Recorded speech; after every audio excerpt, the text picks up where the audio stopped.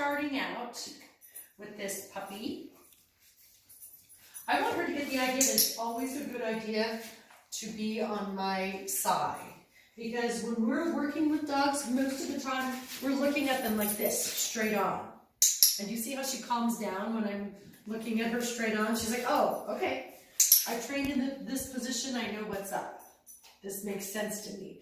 But when I turn over and I get over on her side, she's like, oh, that's weird. All of a sudden she gets up. She's a little confused, although she's staying in place, which is nice. Now she's starting to move around, and as she moves around, I'm moving my own feet so that I'm trying to keep my own feet parallel to hers. So I'm just constantly readjusting myself. Yeah, and that's nice. If she just wants to lie down here and collect food while I treat her, I'm happy. I'm just trying to get her the idea that it's nice to be on my side, and nothing more than that. Good girl. As she gets more comfortable with that, and she certainly seems to be, then I'm going to start moving my own self a little bit and see if she follows me. She's like, I'd like some of that food. I don't want to necessarily do all of her thinking for her. Obviously, she wants the food, so I'm going to let her just puzzle for a little bit and be like, wait a second, why is she turned away from me? What's going on? That said, I don't want her to totally come in, you know, completely empty. Aha! Oh, hello. Hello. So you puzzled that little puzzler. So now I'm going to treat her every time she's kind of in that area of my leg.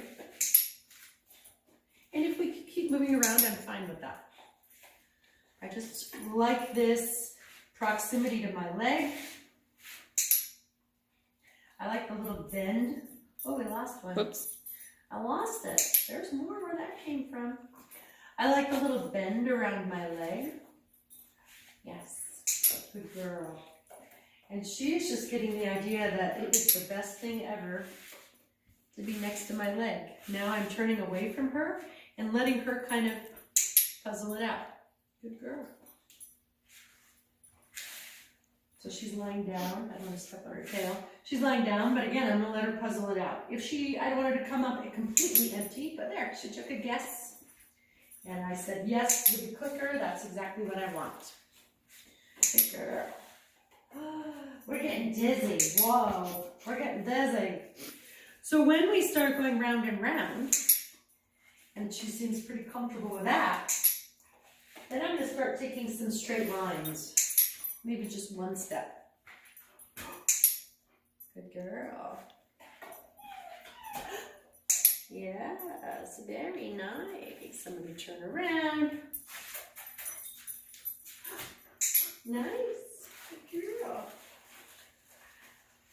And she's a little turned out from me, but I'm not worried about that. Again, I'm going to make myself parallel to her. Click her for being in the right place. Yes. Good girl. She says, I'm just going to go back to what we were doing, and it was so nice when I was just on the ground. Yeah, that's fine. I'm going to turn away from her. And again, I don't want to do all of her thinking for her. I'm going to give her a couple of seconds to think this through, what she might do. I'd like to see her get up and be near my leg.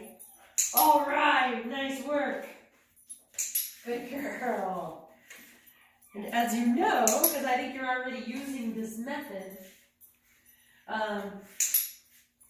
clicker trained dogs just gain a little more confidence because they're not scared of just trying things. They don't feel like they always have to be right. They're happy to experiment. Oh, yes. Yes. Oh, she says, I'd just like to go directly to the bag. She's walking off, no big deal. But I'm going to click her when she comes back to my side. Good girl. You're amazing. Maybe I'll start walking a little bit.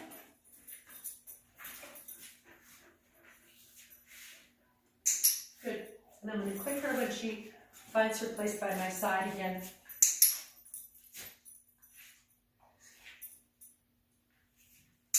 Good girl.